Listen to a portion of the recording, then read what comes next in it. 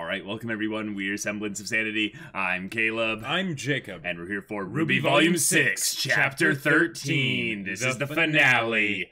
Oh boy. Oh, yeah. Right. Okay. Okay, so this has Adam been... dead. Yeah, this has been a fantastic volume. Mm-hmm. We've had a lot of things, I would say, streamlined down to where this basically will be it. Just the battle for Argus. Yep. Will they win? Will they lose? Will this be a massive escort mission as, you know, just chaos ensues around them? Who knows? Will Ruby Silver Eyes work? Yep. Will the mech be able to be repaired? Will the mech be able to be even a part of any of this? Yeah. I guess the other thing is also, like, is there any kind of coordinated attack with regarding the kind of the land area? Sure. So maybe they get distracted by this big grim, but actually then, you know, Salem's forces come from, I guess, the south. It would be one if by land, two if by sea. Yeah. Yeah. It's going to be interesting. Yes. But yeah.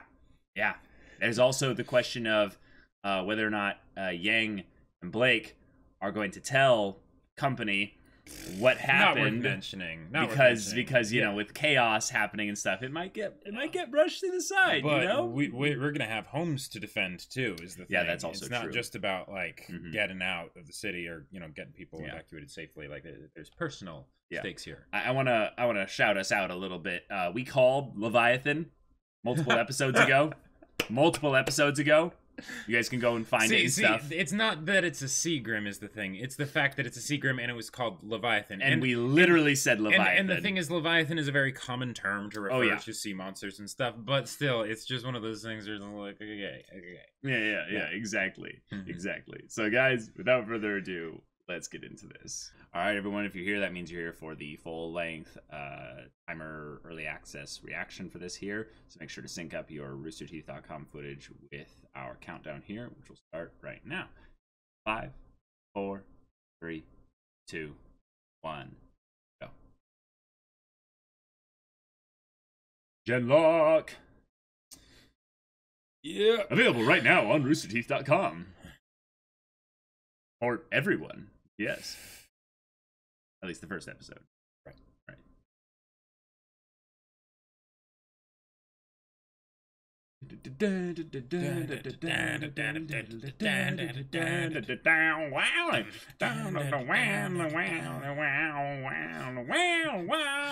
It really just does my heart so much good that Weiss is at the front.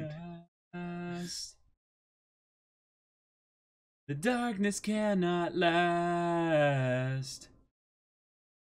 No hope, no past. Past with I guess that's no hope, no path, actually. Oh, sure. I mean, no, we his path ended, cannot too. Wait. Dun, dun, dun, try to face the day. I'm not singing the lyrics right. Whatever. We're Lightning's Tower. I had to go watch one of those lyric videos or something like that and get this song memorized perfectly and stuff.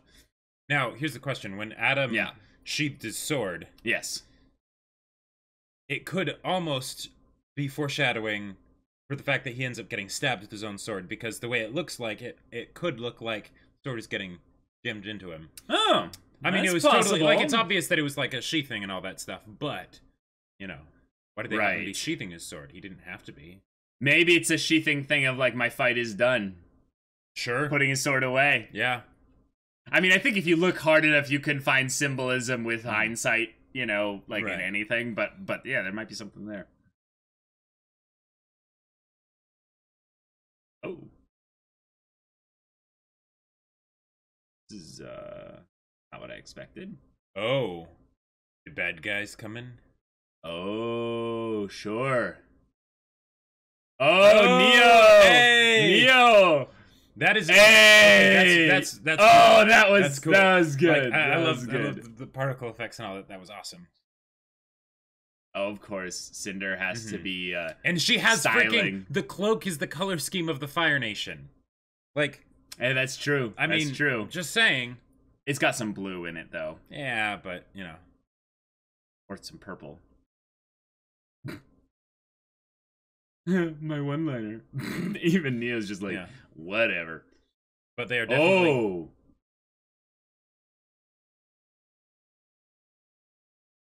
Okay. I gotta say, though, they are definitely giving the Neo fan service. Oh,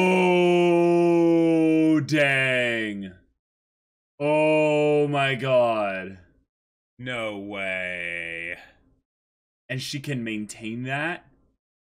Oh. Okay, so that's how quickly she can do that.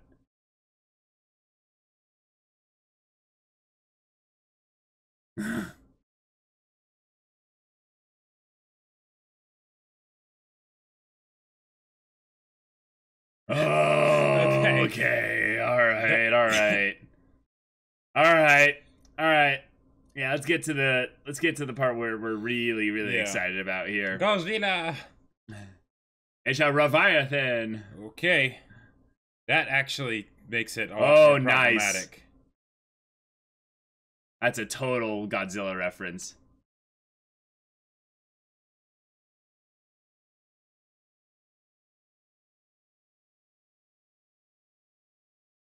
Okay, they're back. They're back. Squat up. Oh. Yeah, don't even mention it. Yeah. Yep. Yep, we've got other things to do, I guess.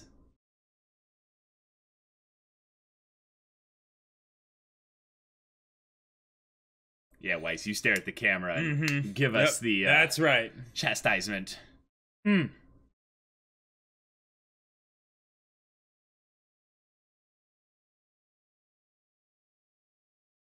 Okay, bye, Cordovan.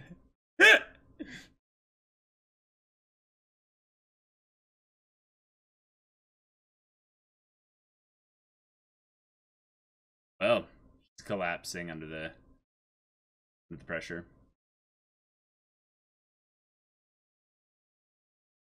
Oh. Okay, so they told them in the off-screen time. Gotcha. Oh. Nice. Cool. Huh.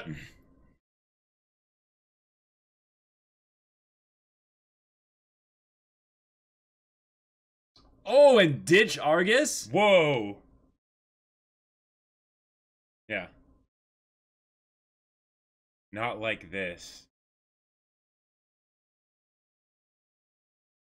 Plus, you know, there's family back there.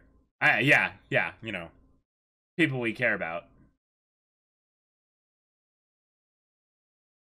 Sweet. Okay.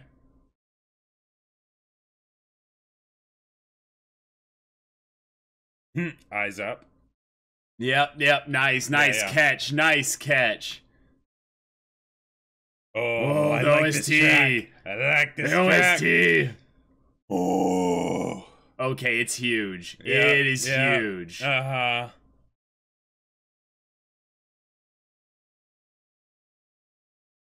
Wow. It is big. It is huge. Yep. People we care about. Go. Oh, nice. That's puny. It's like, oh, what is this? Oh, called it! I called it! It had a breath weapon! Yeah. I freaking called it! Yep, then once it hits the yep. Oh, crap. It's barely even like... Yeah. It's barely even like, oh, whatever. Oh my god, yep. Yeah, disengage. Okay, Ruby's gonna try her silver eyes. Okay.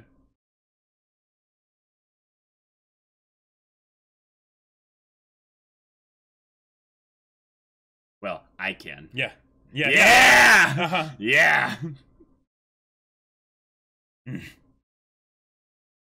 Yep. Cool. Okay.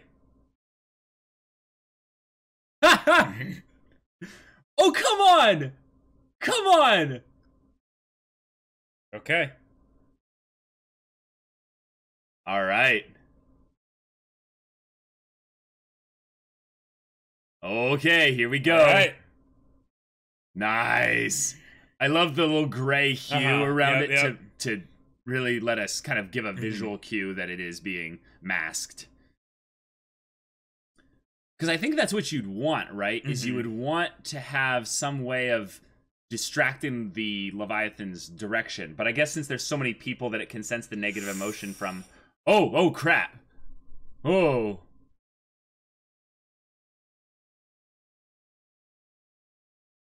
Oh!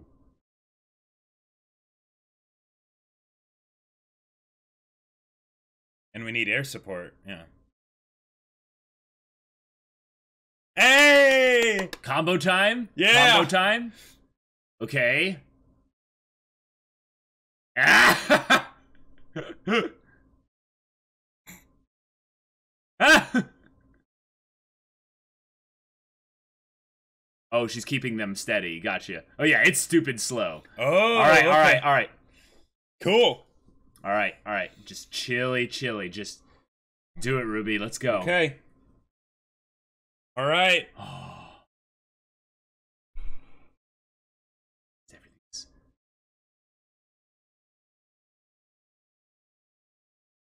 Yep. Yeah, it's like Luke. You turned off your targeting computer. What's wrong? Yes. Oh, my God. Oh. And it's in the old style. Oh my God. Or wait, no, it's... Wait. Oh my God, really? Of course, of course.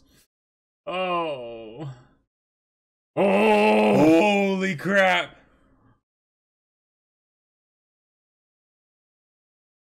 Oh. Oh, is she gonna use a question? She's gonna use a question. Yeah. Or she's like, thank you for stopping time. Okay. Silver eyes.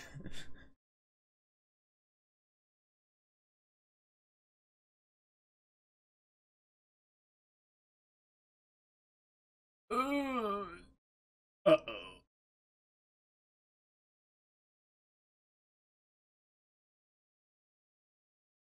Oh. Oh.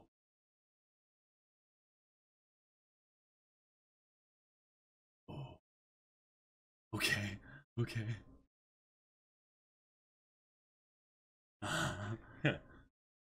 Is that wild though? Yeah.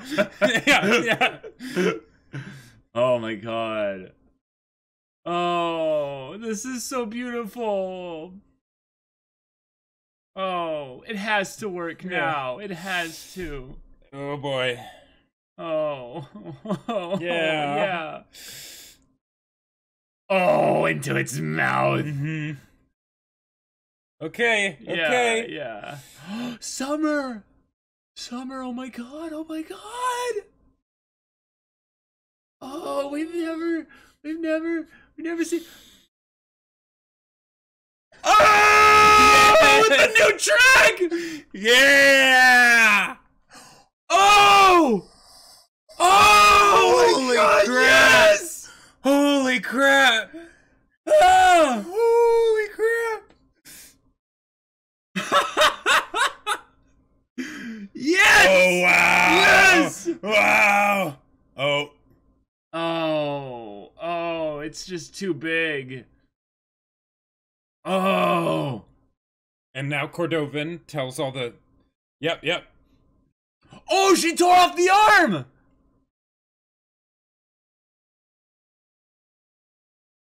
Oh! I know she yes! The gun! Yes! We're going the gun! Yes! Oh! And it's just... Why don't you just say good drill break while you're at it? Right? Oh! Oh, yeah. Okay. All right, Kirby. Well done.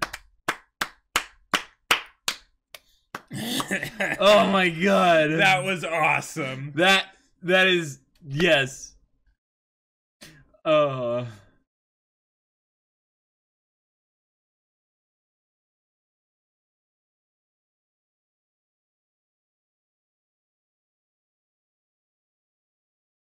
You go to Beacon.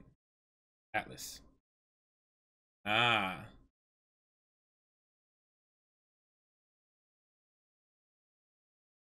Nice. Nice. Okay. All right, cool. Cool.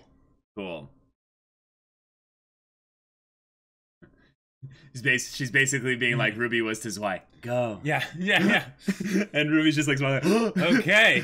Awesome. Oh my god. That was so great. So good. Nice. Maybe not. Yeah. Yeah.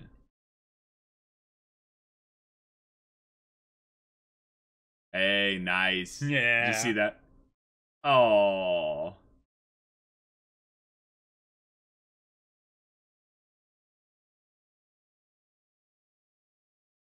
Kiss, fall in love. No. I mean, you're not wrong.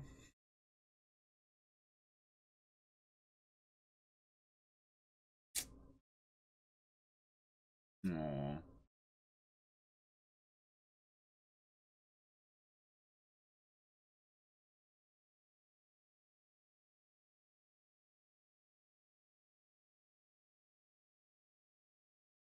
Oh, that's kind of wholesome and yeah. and oh, cause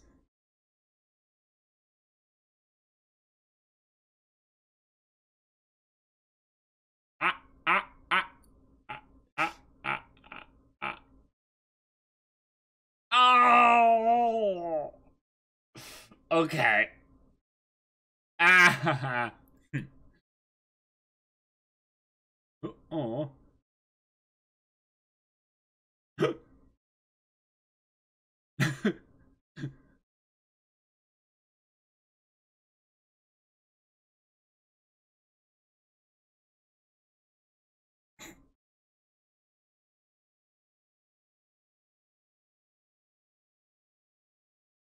Oh. Oh.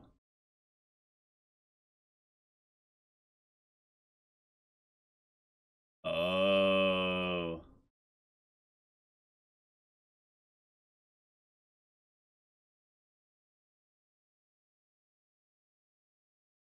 Oh.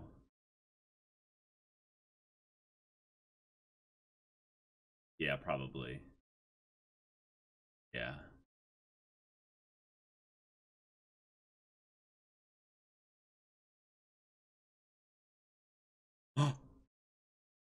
Oh, Groovy, did you go all out? Yeah, yeah. Did you go all out? Oh, we're gonna see something cool.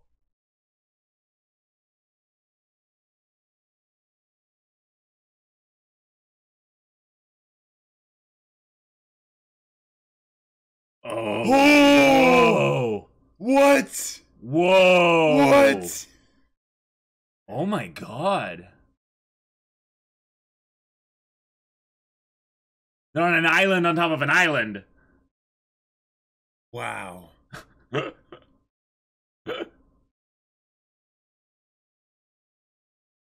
Yeah.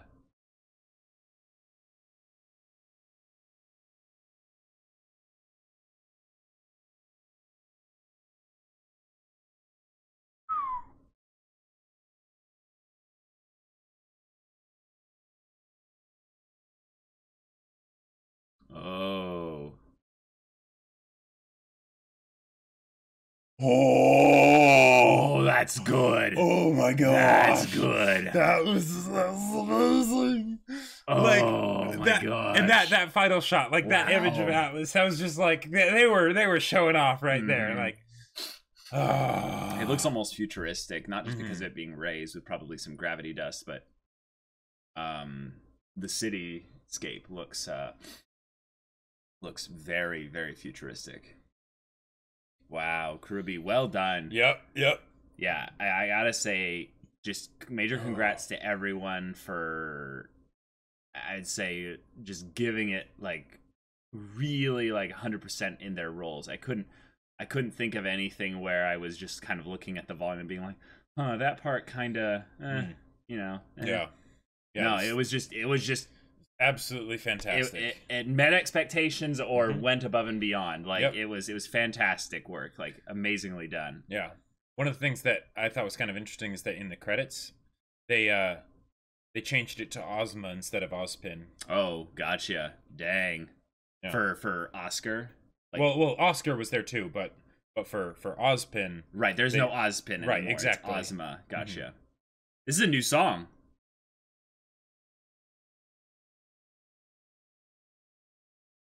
I really like how they brought they had Ruby use Jin to stop time. Yeah. That was awesome. I mean, Yeah, that was you know, pretty we clever. got to hear Colleen give more lines, which is great. But you know, Right. but it was that was a great little mechanic they threw in there. But while at the same time saying like, yeah, this isn't, you know, can't do this again, you know. Uh-huh.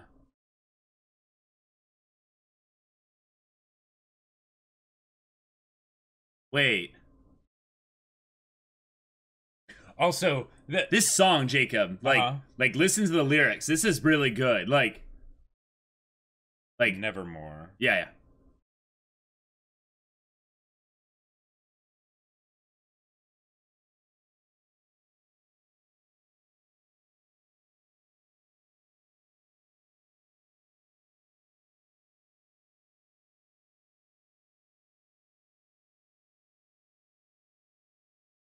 Okay, so I have a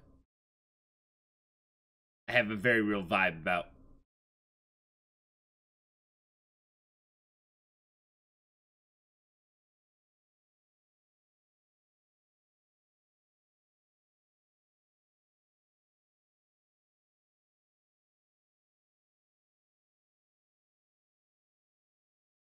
man, so many people working on this show. Like, whew, RT Animation is a huge group now. yeah. I mean, it was before, but it's even bigger. It just keeps growing. And it looks like they're outsourcing some of it. Like, there's references to like named groups in here, and I wonder if that's just like the nickname of that group of like the RWBY, or if it's like no, that's another group that they actually brought in to be like, hey, can you do like this part and that part?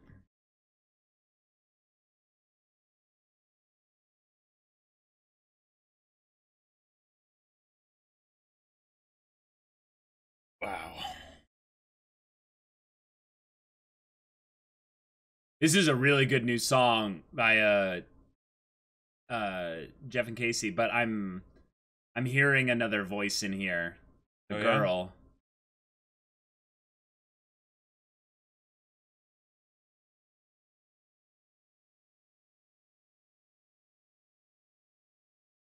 Yeah? Hey. Rising Line. Nevermore. Lead vocal by Casey Williams and Adrian Cohen. Okay. Oh. Cool. Whoa, this is about Adam. This is about Adam and Blake. Is it? Yeah. Yeah, they just did a whole verse for Adam. About there's nothing to celebrate about a boy who lost his way, was consumed by hate and stuff. Oh. But Adam's dead. Like, that's what I'm saying. This whole thing is, it's behind me. Oh, gotcha. Like, we've won the, like, you won the battle or I won the war. I won't have to deal with you nevermore, or something like that. Yeah. But like, I have Adam wasn't the one who won the battle, is the thing. End credit scene. That's right. End credit scene. Okay. Mercurial disappointment. Mercurial terror. The chairs are turned over. Because Salem had a tantrum, remember? He's watching something. Oh, are they watching what Salem's doing? Salem is, okay, Berengal. Gotcha. Okay.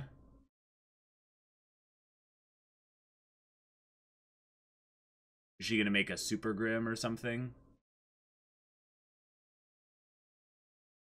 So we had Godzilla, and now we need King Kong. Oh! The Wicked Witch! The Flying Monkeys! Oh, wow. Wow. Oh!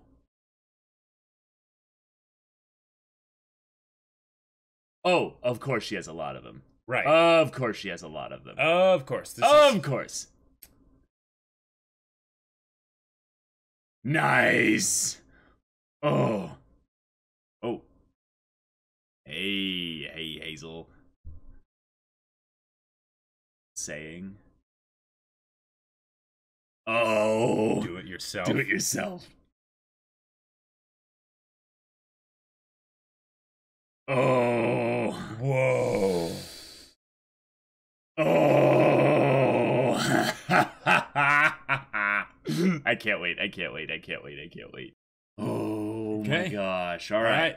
Okay. So... This was a really good, tight finale. Yep. One of the things that I immediately have to say off the bat is that I look back on like volume 6, and I think this finale is a good representation of that. I think they basically decided this volume, we understand what we can do that works for RWBY. We're going to look back at volume 5 and look at how much of it was essentially kind of chaff, like it was what could be cut out, yeah. But then also look at the future of RWBY and what things we want to focus on that are important. Yep. And so we're going to streamline the story. We're going to move things in a simpler fashion, not necessarily in a weaker fashion, but in a fashion that is like and tight, more character centric, you know, more character centric, and specifically with having the conflict also have everything now. I would say for all intents and purposes, like it's just going to be a big Atlas arc, like in volume 7. Yep. Like, and they don't really have to do anything else because they've already stated basically how Cinder and Neo are going to get to Atlas. They're going to sneak in with an airship. Yep. Okay, perfect. We don't really need to see them enter or anything like that. Nope. You could have a brief 10-second bit, but you really don't even have to. We know how Watts and Tyrion are going to be involved in it because they're being sent there by Salem to prepare Atlas essentially for her arrival. And Salem is basically like, all right, I need some Grimm that will, you know, survive the Atlas incursion. Exactly. Let's make some flying gorillas. Yeah. Like, this isn't going to be guerrilla warfare. This is going to be some, like, guerrilla warfare followed by some gorilla. Like, not just slaughter. Yeah, like, this is crazy. This is absolutely crazy. And because the thing is, okay, the end credit scene, they didn't need to have that in there. No, they didn't have to. It was a great finale. They kept it concise. They didn't have it drag on too long, and the conflict was kept focused around the people that we cared about, right? They didn't spend nearly as much time on the conflict with Cordovan as they did with the conflict with Adam, right? Yes. And then once that was done, that was over and done with, and then it was the conflict with this Leviathan Grimm, but that was kept short as well. Yeah, and then it was basically RWBY's character. Exactly, right, because we knew that that's what they would need to do in this situation, even though we didn't know necessarily if it would have the same kind of effect or whatever. Right, But they were like, okay, cool, they did that. And they threw in a Giga Drill break for us. I know! Guys, for those of you that don't know, Monty Oum, creator of this show, like the original, like, torchbearer. His favorite anime of all time was Tengen Toppa Gurren Lagann. And this show, Gurren Lagann, is one of the most inspirational hype shows ever. Oh yeah. And this is perfect homage in a way that I think most people won't get. Right. Because they might get that maybe it's a Gurren Lagann reference. Or they might get that it's a mecha kaiju battle reference. Which is a total this is a very specific reference right here. And when you get a giga, like a big massive drill and you shove it into the the big monster. In many ways, kaiju. it's kind of the perfect way, like visual metaphor in my mind, for redeeming Cordovan, because it's basically taking her thing that was a weakness of being obsessed with, you know, Atlas's big drill, you know, and waving that around and finally bringing that to bear against the enemy, for one. Right. But then also doing it in a way that is a callback to, you know, like anyone who does that, right, immediately goes up like 25 points on the hype level. Right, and she was pretty low. And she was pretty low. So she needed those 25 height points. Exactly. It helped a lot. Yes, it helped a lot. But her final character bit of just saying, I understand that what you bring to this conflict and what you mean to this story in a kind of a meta way is more than what I mean to it. There was a humility aspect to it. She realizes that her job is reports. Her job is I need to pick off the stragglers. Yep. You're the one that's going to deal with big monsters and things like this. So if I end up missing something in my report, it's not the end of the world. Yep. That's great. Yeah. And we can be done with her character forever as far as I'm concerned. Yep. She served her purpose and that's good. Right. RWBY though is the star of this volume. Yes. Like let's be real here. This whole scene with Weiss her too, but yeah. Weiss is always our queen, but I'm talking about who's our star at the moment. Right. Star is, Yes. So she also shone bright like a diamond. And this is very true. So there's that. Yeah. RWBY having her moment with this, recalling back all the things that have made her journey worthwhile, have made her journey one that is memorable, have made her journey one that has changed her. It's something that's good to bring up because in past volumes, one of the things that's been argued about RWBY's character is that she's been pretty static. We've seen little elements of where they could have had her react emotionally to the trauma of what happened in volume 3 in like volumes 4 or maybe some in volume 5 with her conversation with Oscar, but she doesn't really talk about it too much. It actually was focused a little bit more on Jean in like volume 4. She has a conversation where Jean kind of more monologues that whole bit in volume 4. So RWBY felt like we hadn't really gotten inside her head as much.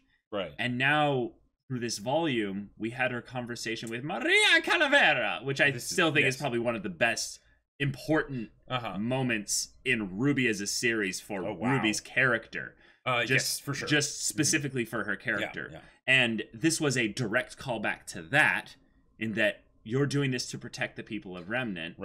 And you're doing this for them. So she's literally standing in between the people of Remnant, Argus, this monster kaiju Leviathan Grim. She recalls back everything about the people that she cares about, the people that she's lost, to stoke the fire of her desire to protect these people behind her, never let these kinds of things that happened in her past happen again. And it's still not enough. It's still not enough. That is how big I think this is that Yang has had her trauma, and it still affects her little bits here and there. I think she might be free in some ways by the lyrics in the song. I think that was a very pointed song. A lot of RWBY songs are generally a little bit vague intentionally, but I think this song was very pointed. There was a part about Yang and potentially Blake in there. I think it was kind of both of them, but it could have been either or. I think it works better if it's either or. But point being, they're talking about freedom. And I think Yang might have now and Blake specifically, be freed from this nightmare of being hounded by Adam. But I think RWBY constantly is like avoiding the nightmare in her head, thinking about the things that have happened and stuff. And she hasn't had a permanent physical reminder, of what has happened. So it's easier to sort of brush aside. It's easier to, I think, compartmentalize it. But when she needs to stoke it back up, when she needs to bring it back up for the purpose of utilizing her silver eyes, it's something that actually shakes her. It unsettles her to the point where I don't think she can utilize that emotion. And then it becomes more about fear rather than protecting. Yep. And then she panics and says Jin's name, which is hilariously genius, actually. Don't you mean genius? Genius? Oh my god, I can't believe I didn't even use that. Well done, you brilliant bastard. And then we get a Zawado stop time moment. Tokyo Tamare. Because we can't just have a Gurren Lagann reference. I mean, this wasn't fully not really. Not really. But she gamed the system. She utilized a tool that was at her disposal. And Jin was kind about the manipulation of her abilities, which I felt to be a little bit like, okay, sure. Nice move. If I was the DM, I might have rewarded this kind of clever thinking as well, but I would also give the yeah, don't do this again. Right. This won't. You work will twice. lose a question if you do this. Right. Or I just won't come out unless you specifically ask, Jin, I have a question. This is my question. Or unstop time until you ask a question. Oh, sure. You know. Sure. So, yeah. That's a good point. But yeah, that was fantastic. That was awesome. So no question used. No question used. It's like, all right, good, cool. And they brought in a new track. Yeah, when RWBY did the Silver Eyes. That was awesome. And she so amazing. She recollected the emotions and seeing all the past stuff that we hadn't necessarily seen before, and certainly not in this art style. But like all the stuff of like Yang and Taeyang as you know, like way a long time ago, and then that was new. Summer, like, and Summer Rose, guys, we actually saw Summer, and it's like I get that. I get that seeing Summer is something that, you know, we've all been waiting for. Mm-hmm. It makes sense that, you know, if there was anything about why RWBY is the way she is, it's because of, you know, her mother in a lot of ways. But she didn't really know Summer. Right. And in a lot of ways, it's something that RWBY shouldn't really have that memory of Summer. Like, RWBY was, like Yang said, she was too young probably to remember anything.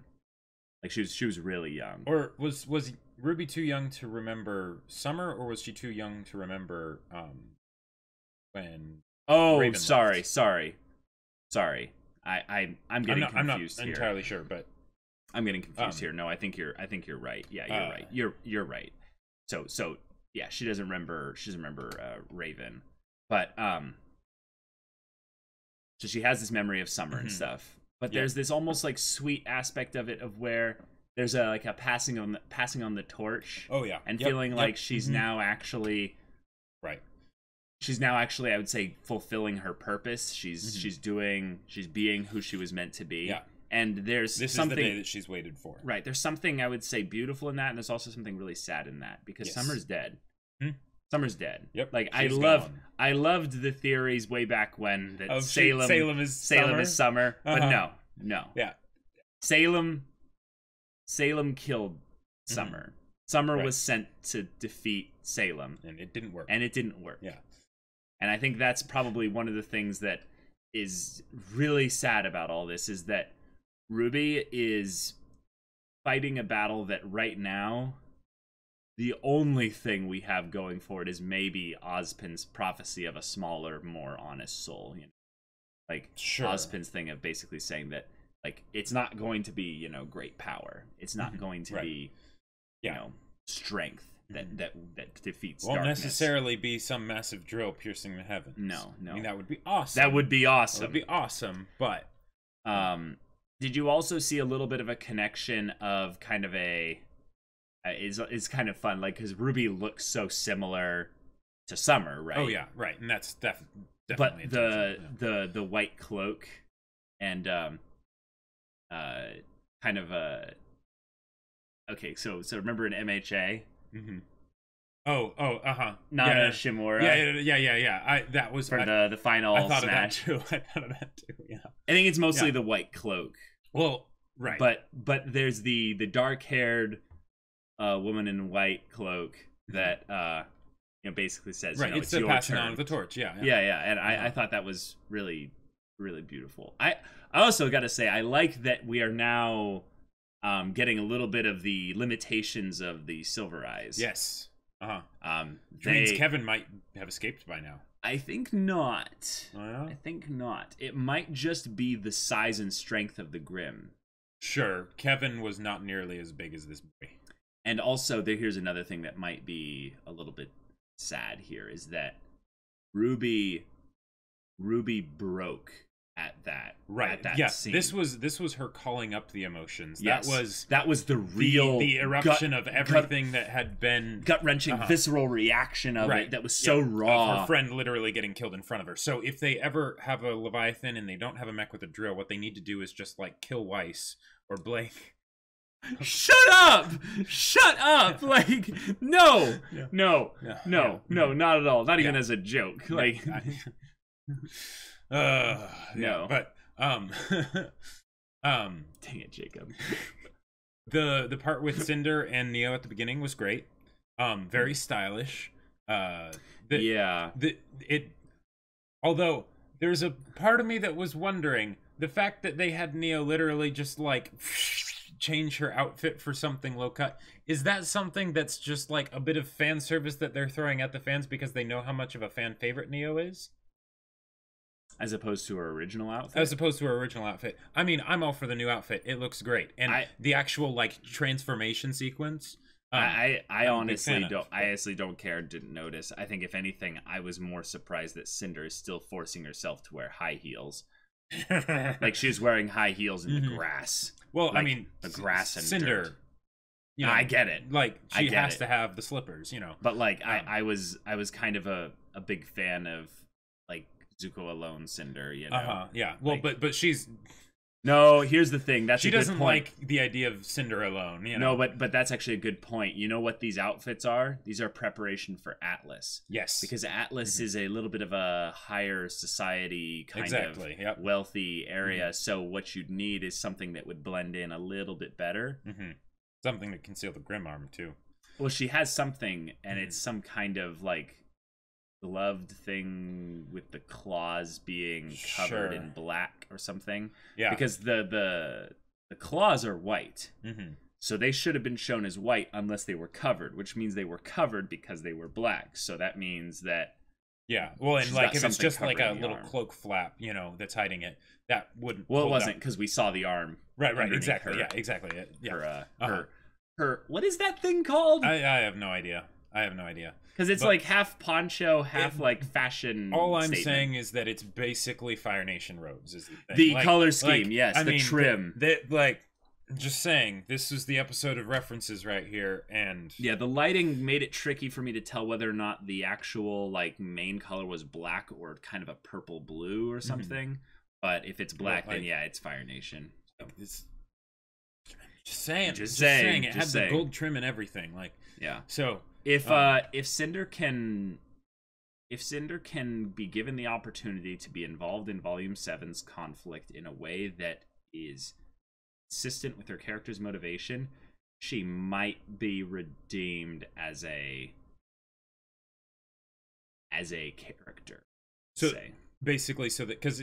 And you're not talking about redeemed like from a moral sense, but like redeemed in terms of the standpoint of being another character where now it's like, okay, I want to see what happens with this character, and not just because I'm hopeful for the future, but because actively being excited about the things that they're up to this minute. Yes, I wanted to kind of draw a comparison here between Cinder and Adam real quick, because I think Cinder and Adam have both been given similar labels. Writing treatment.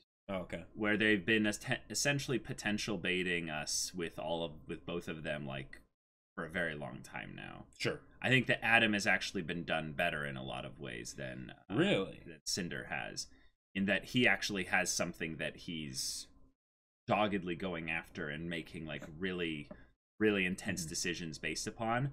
I like Cinder's motivations being so simple and being contrary to Salem's in a lot of ways. Like she has not reported in. Nope.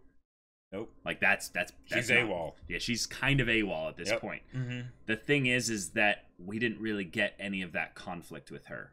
We didn't get any of that because I don't think she had a reason to talk about it.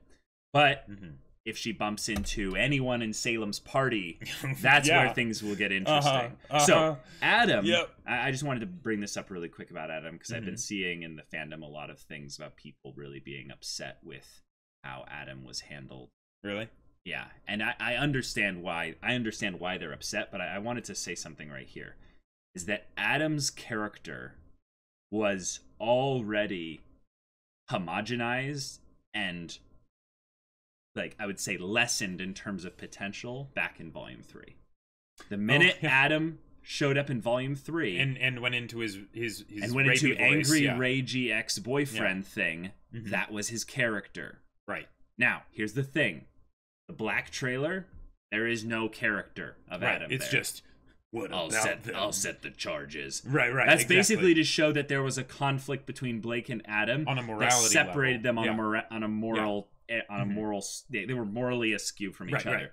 But that didn't tell us personality and who he was really. Right. So RWBY basically realized, oh, we're gonna kill him this volume. Well, let's do a short showing how he was before he was, you know, essentially a problem. Sure. Like, he was a good, inspiring, up-and-coming leader within the White Fang. He was competent. Right. Because of his competency, people, I think, boosted his ego a little bit too much. Right. And because they boosted his ego a little bit too much, he began to believe his own hype and drink his own Kool-Aid, to where it ended up snowballing out of control into where he is now. And the whole ego-tripping side of things is very obviously portrayed in a deranged, messed up character way with Blake. And I would say that is something that they've been consistent with since Volume 3. Yes. And if you think that this is some, like, sudden change in Adam's character because they wanted to make Bumblebee canon... No. Sorry. The only way I could see potentially people being salty about how the whole Adam thing went was because he got defeated and killed. Right. You know, he's just like, such a good fighter that you're just surprised that he ended up being defeated. Yeah, but and that's the thing, is that we have such loose mechanics when it comes to RWBY fights and stuff like that. Like, that's like getting, well, no, actually, this is something that a lot of fandom probably still is salty about. That's like still holding on to the grudge that Pyrrha died, because she went to go and fight Cinder, even though she was probably knew she was going to lose against Cinder either way. Like, because she saw how strong, you know, Cinder was underneath Beacon and stuff. Right. So, like, I understand that it's okay to react in a way, and you're like, I don't like this. This doesn't feel right to me. Sure, you wanted more chances for Adam's fight choreography. You wanted more potential for Adam's character and stuff. Totally makes sense. But he did. But he's dead. Yeah. So reality will eventually do its toll, and it'll be okay. Yeah, it'll be okay. But I think Cinder is in kind of the same boat here. Well, back when she fought Raven, she was at a point in her character where there wasn't much really left for her. Right. It's because she was a pretty wooden, one-dimensional character. Wanting power isn't enough. Like, it's not enough. Yeah. Not only that, like she had her whole issues with the Volume 5 thing. So like yeah. But with where she is now, she's basically simplified her character and then opened up potential doors for the I'm not with Salem anymore kind of plot line. Although, but they should have they ended with her closing doors. What do you mean? Terrible joke. But just the last thing we saw of her was, closing. Gotcha. Yeah. Nice. So that's that. We have so many parties that are going to be going to Alice, though, and the idea of like Volume 7 of RWBY, like, it blows my mind just thinking about it. Like, Volume 7, like, that's such a big number, but it's a thing. It exists. Like, I remember when Volume 1 came out and all that stuff, and it was freaking out, and I thought, that like all I could think about was the jokes and the antics and everything of the first volume, and then there was Volume 2 with the food fight and everything. It was like, whoa, this is awesome, and now we're here. Now we're here, and it's like the whole idea of like we have loose plans for 20 volumes or whatever. It's like, oh yeah, that's cool. It's never. Wait a minute, Volume 7. Wait, could this actually go that far? Yeah, well, I've been in the camp of RWBY will go at least 10 volumes minimum. So yeah. I was thinking, if anything, we could get as many as like 12 volumes. Yeah, because that's the thing that blows me away. Yeah, is that it keeps getting better. Now there are hiccups along the way, right? Things like the pacing of Volume 4, things like that. But but if you look at it, right, and you look at the trend overall, it's definitely getting better. Like, we might not have the same kind of like carefree antics of like the first 2 volumes, but holy crap, like this show has grown and matured, and like looking at it and how it is now, it's like, wow. See, like, this is part of the thing that I think needs to be said, though, is that the story of RWBY is something that I've always tried to separate from the actual, like, the whole experience of it. And I think the story of RWBY has been kind of all over the place in terms of, like, what's been, like, the best in terms of, like, progression and, just character development and all that stuff that makes up the story part, right? Okay. But like the actual like effort and production and everything else being put into RWBY has been like this, yeah, like you said, this never ending, just like constantly going up into the stratosphere. Right. Well, yeah, and that of course, and it's absolutely wonderful to see. Like the whole shot of Atlas was just so good, and I love that we didn't even realize that Atlas is actually like a floating city, right? Until now, yeah. Like that's fantastic. But even with the story, like they've been ironing out the the issues, because there have been issues, right? Growing pains and things like that, but a lot of the stuff that was the main issues that I had with like volumes 4 and 5, for instance, is that it ended up feeling like a lot of buildup, but it's like, will they be able to capitalize on it, and all this stuff. But like the idea of going to Atlas, right? I am so stoked for what's gonna happen in Atlas. Like this was one of, if not my favorite volume of RWBY thus far. Yeah, and I think volume 7 has a very good chance of topping this one. Oh well, I think yeah. So like, that's awesome that we can be that far into the show and have the idea that the best volumes are still in front of us. That's insane. Well, I think that's also part of the beauty of watching RWBY as a whole. Like, for those of you that have been watching RWBY since the trailers and stuff, it's been a wild ride. There have been a lot of parts within the fandom and within the journey of RWBY as a whole where you look back and remember, like, there are things that a lot of the people who just got started because Volume 3 was really hype and broke the internet don't really remember. You don't remember, going through the forest, part 3, 3.5 minute long episode of Volume 1. Yep. Yeah. Like they don't remember that. They don't remember like people really, really hating Weiss at the end of Volume 1. Or in the beginning. Or just the beginning in general. Yeah, people I remember when the trailers came out, Weiss was the fan favorite. Weiss was one of the fan favorites. I think Blake was probably the other fan favorite, and there were a lot of Weiss and Blake ships, like a huge amount of Weiss and Blake ships.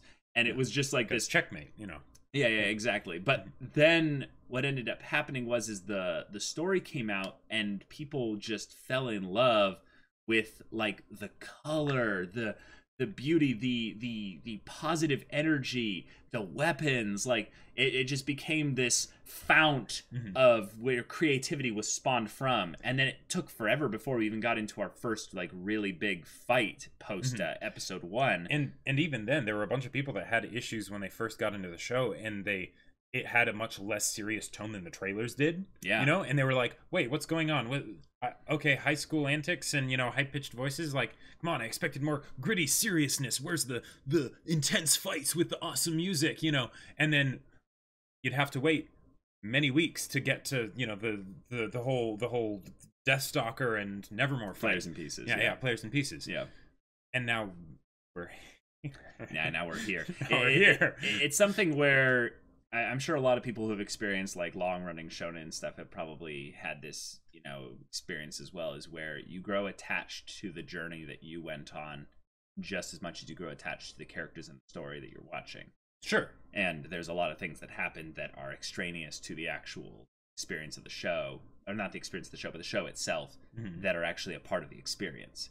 And RWBY is one like that, where I have always been really hopeful and positive about this show because, one, I've met like a lot of the people that work on this show, and the amount of like passion they have for it, the amount of like excitement they have for it is just so fun to like know that that's real, like that's a thing. Like I always get worried when people are like just excited about like, oh, the 7th season or the whatever of something is coming out and it's going to be so good. I'm like, I'm thinking in my head like, the people that work on this, do they still enjoy working on it? Do they still enjoy working on it? Are they just trying to repeat the formula of that one season that happened to so work they can properly? Keep the paycheck coming in because somehow they stumbled into this thing that they don't fully understand?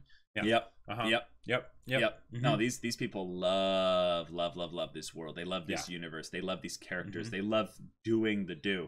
Like one of the things that's really fun is going into shout out Murderer Birds' discussion streams and stuff like that. And you'll see him like call out, because he spends his time hyper-analyzing specific frames, like specific little like bits subtle of things, animation or... bits of animation that the animators will have in there, not just for like goofy fun, which some of them are, and they're pretty hilarious, but also for things that are like, oh, did you see that subtle little thing there? Like, that is a bit of, like, subtle, like, visual characterization for, like, a specific character's, like, thing that's going on in their head right now.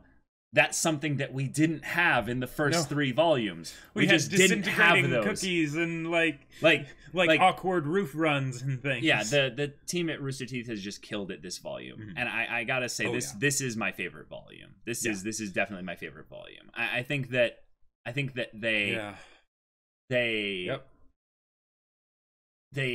wasn't sure how they were going to end it, but they really did stick the landing. Like, I feel like they flew high this volume. Not just literally, but like, also figuratively. Like, the first episode alone was like, here's the bar. I'm like, oh my God. And then they had episode 3.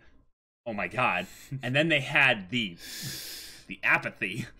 Which was oh amazing. My God. Yeah. We had there were so many horror RWBY 2-parter little mini arc. What the heck? Yep. Then we had an actual, like, fully fleshed out city. Like, a really well fleshed out city. That had to be so much work on the people behind, like, this thing there. Even, like, go into great detail of showing the city damaged or anything. Nope. There was the one shot where the fire laser breath thing, blew up, like, the bell tower or whatever it was. But that was it. Yep. But they showed us all that rest of it. Yep. Yep. I gotta say, though, like, one of the things that worries me about Volume 7 is, if I was Salem and I wanted to make a statement and I wanted to basically ruin the hope of Atlas, they'll be all like, go back and destroy Argus. Basically, they'll be on the high of, yeah, Argus, they survived this. Yeah, that's great. And then just suddenly, like, we have a person saying she'd like to send a message to Atlas. Yeah. Kill her. Suddenly, what are you talking about? And then she just shrugs it off, keeps walking forward, obliterates the gate and the wall and everything. I'm picturing, like, Fire Lord in the end of Airbender, and just that part where he prepares his super mega ultra flamethrower, and right, yeah, and then it's just like, oh. And the thing is they could still do that because they built up the city. And the characters in that city. Yep. There's families there. There's kids. People that we know and love, right? And they could just and imagine as a final shot or whatever, as the city gets destroyed, you see the fire, the flames, the magic or whatever, just destroy the Pyrrha statue. Sure. Sure. Like, there you go. Yeah. Yeah.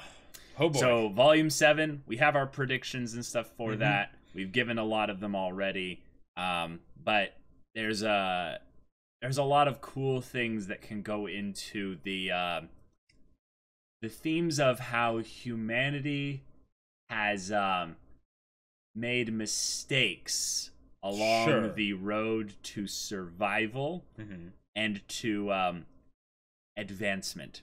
I am looking forward. Right. I am looking forward to basically the I'm looking forward basically to the RWBY reference. Basically, Jacob and I have been waiting for this for a while. We've been calling it since Penny was introduced, and in Volume 2 confirmed to be a robot like this. Is that there is an army, a prototype, or not necessarily prototype. Penny was the prototype, but there's going to be an army of these things. Penny 2.0s, and Iron Daddy will stand at the lead of them. And it's going to be basically like a bunch of Texes in Red versus Blue, where they all just, you know. And it's going to be terrifying. It's going to be horrifying. Yeah. And 100% those Berengal flying monkeys are going to all fight against this army of assuming Watts doesn't assume direct control of the Penny army. Yes, that's the other thing that could be a problem. That would suck just a little bit. Just a little bit. Yeah. Also, we finally got a look at Atlas. It's gorgeous. And now here's the thing. There's Atlas, and this is something I've been waiting for them to describe, like, in detail, is there's Solitas, the whole island. Right. Right. Solitas was the kingdom of Mantle's, basically, land. Mantle was, Acquisition was basically defeated by Atlas, and Atlas became the new ruling power of the island, essentially. But the kingdom of Mantle still exists, it's just, you know, it's just a Yeah. vassal essentially of Atlas. Right.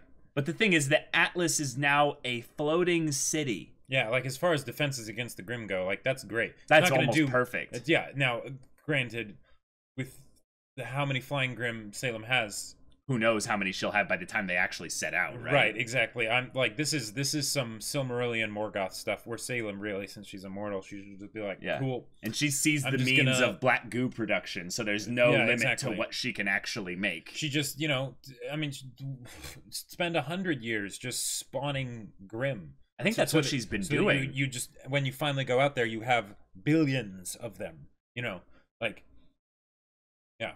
Yeah. Oh boy. Oh boy. Oh boy. So now that we've seen Mantle and Atlas and how they are separated, I now understand what that lady in Volume 4 was all about. Oh, they didn't have proper kingdom defenses. I'm like, oh, really? I get it now. Yeah. Not everyone has a floating city with like I think the only reason they can do that actually is because Solitas is essentially the biggest dust cluster area in Remnant. So they were able to just get a ton of gravity dust. Yeah, and just be like, oh, what, we're going through like, you know, £1 million worth of whatever unit measurement is. Something. Yeah, units of gravity dust per month. Yeah, that's fine. Okay. It's fine. You know, yeah. No big deal. It is kind of interesting though, because there's some connotations there's connotations because that means that Jacques Schnee has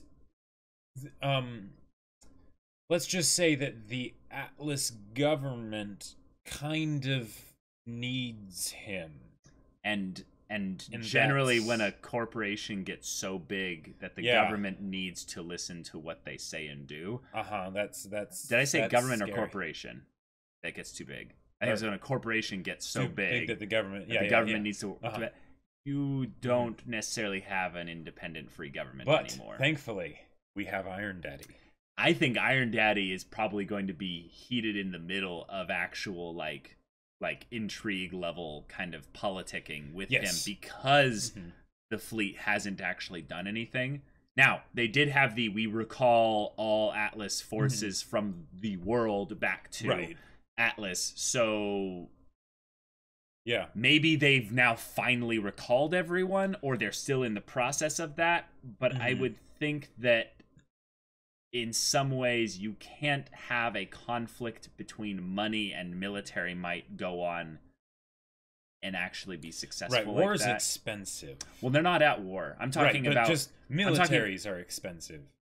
Yes, I'm talking about like where the military itself can't be lorded over the Schnee Dust Company forever, because the Schnee Dust Company supplies the means by which to fuel. Yeah, biting the hand that feeds you. Yeah, exactly. So I could see actually a really cool bit here where Watts comes in and he helps kind of fuel the conflict a little. Use this. he ends up making that be a little bit more divisive and everything like that. Sure. But if we have some kind of Dictator Ironwood plotline, something that we've been saying will probably end up happening, and it's going to be awesome. It's going to be awesome. If it does happen, here's the thing where it can be really interesting, is that I think that would actually push Weiss away, because Weiss is going to be one of the main important conflict characters of this volume coming up, away from Ironwood and actually towards Doc. And they might need to save Ironwood from himself, basically. And here's the thing. That would actually put them on a confrontation path, Jock and Weiss, that would be very good for both of them.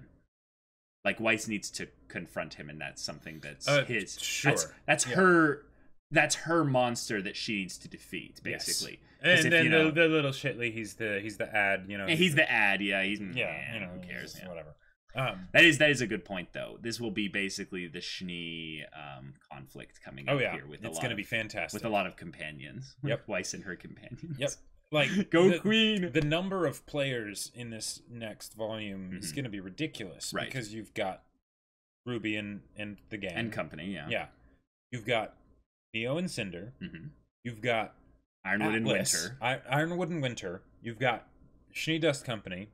You've got Watts doing his whole thing. Yeah, with right? Tyrion. Which is then, with Tyrion, which is then, going to be tied to Salem, but it's going to be a different... In my mind, they're like different parties. Totally. And then there's what Salem does. Yeah, probably with Hazel and Mercury and Emerald. Oh, I don't think they'll be... Oh, no? They'll be sent. You don't think she'll bring them with her? I don't think she'll need to. She'll toss Hazel the keys and be like, keep the place clean while I'm away. Oh, yeah, I don't think they leave that place, like, completely undefended ever. Oh. Make sure that Mercury and Emerald are in bed by, 11. Something like that. Well, I think it's also possibly that if Salem is paying attention, she should realize that they're not actually fully with her yet. And Hazel's job right now is to... watch over them? Well, to make sure that they eventually are fully with them. Sure, but, yeah. And if we get... I mean, hey, anytime we get more Uncle Hazel with Mercury and Emerald, Uncle Hazel I am is all best, for that, because Uncle Hazel is just awesome. Except the Drunkle. Actually, in some ways... In some ways, he is better. In some ways, he's better. Well, that's recency bias just because of what Crow had to go through this volume. Right, exactly. But, Great finale. Great song to have in the end credits there. That was really good. I think that was a Blake and Adam or Yang/Blake and Adam song. I saw it as being more of a Salem thing.